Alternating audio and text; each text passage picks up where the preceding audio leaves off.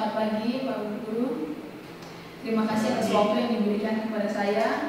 Perkenalkan, nama saya Enda Karen Afrika Bey. Di sini saya akan mempresentasikan perbandingan harga dan nilai gizi antara beras analog dan beras padi.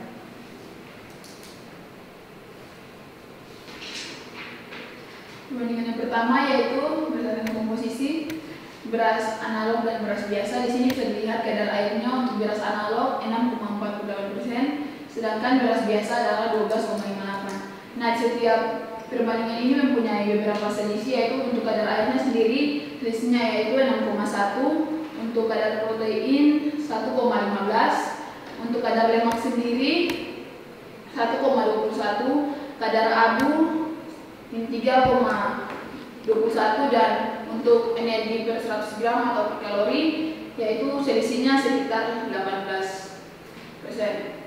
Nah, di sini saya mendapatkan dua data, karena itu saya sertakan dua-duanya. Nah, untuk beras analog sendiri di sini bisa dilihat perbandingannya yaitu antara beras analog jagung dan beras padi. Nah, salah satu beras analog, bahan dasar beras analog yang saya pilih yaitu jagung, karena itu saya sertakan nilai gizi beras analog jagung di sini.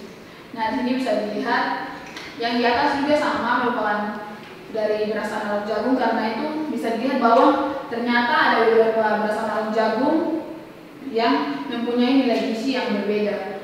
Sebagai bisa dilihat di sini untuk beras analog sendiri bisa dilihat kalau untuk yang pertama kadar karbohidratnya tuh lebih tinggi dibandingkan beras biasa, sedangkan untuk bisa dilihat di sini terdapat dua data yang berbeda. Untuk yang perbandingan pertama, untuk tabel yang pertama, kadar protein beras analog lebih tinggi dibandingkan beras biasa, sedangkan untuk data yang kedua, kadar protein untuk beras padi lebih tinggi dibandingkan beras analog jagung.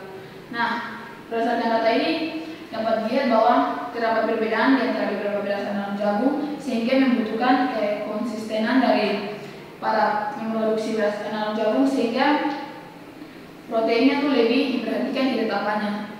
Dan yang selanjutnya yaitu perbandingan harga.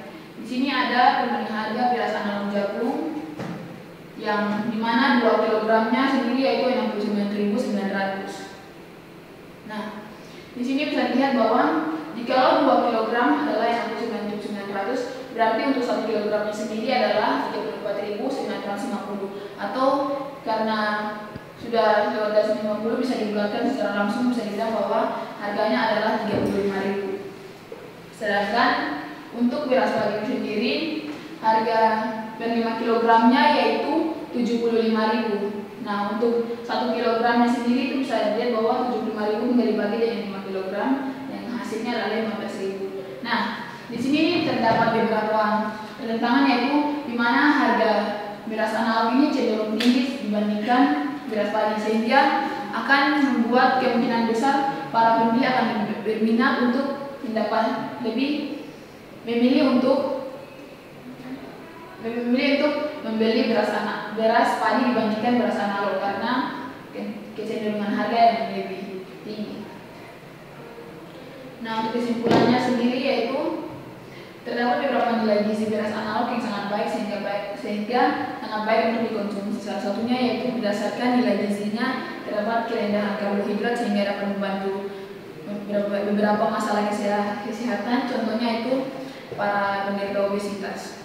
Yang kedua yaitu beras analog dapat dijadikan sebagai makanan pendamping masalah kesehatan, sebagai contohnya sebelumnya telah saya sebutkan.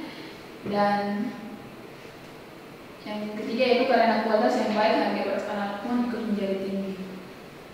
Untuk pendapat konsumen sendiri, hal ini sangat baik sehingga dapat membuka peluang untuk pemanfaatan sumber daya alam. Di sini yang dimaksudkan adalah karena salah satu bahan baku pembuatan beras analog adalah bahan-bahan yang mengandung karbohidrat, contohnya umbi-umbian. Nah, ini sangat dapat membuka peluang terkhususnya bagi Papua sendiri, karena di Papua kan terdapat banyak sekali umbi-umbian sehingga sangat baik untuk dimanfaatkan.